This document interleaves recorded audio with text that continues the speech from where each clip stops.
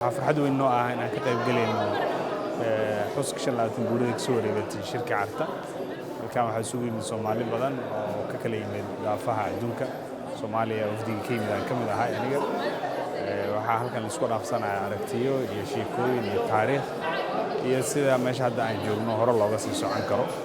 Marka farxad weyn ay tahay maanta aan meesha joogo. Sidaas la mid ah farxad ah inaan halkaan markaan imid adeega Salaam Bank أنا وضن كيو جوا كلا مستعمله وحلال وحن مباهنا كلا كهلا وحي أديك أنا مباهنا هاي تلفون كي كان كاستعماله وكا شركة دا يدل كي إنجليزي وضن كان وكم موضوع حكلهم موضوع infrastructure كسر الله هجاجي ولا فلوس بري وصورتك اللي ما أنت أنا ندريمي أنا زوسف وأنا استعمالك رضمان أديك سلام بنك marka shirkadana waa mahad celinaya waxaan rajeynayaa meesha maanta la joogo meel ka sii horumarsan in la tago hadii Ilaahay yiraahdo aad iyo aad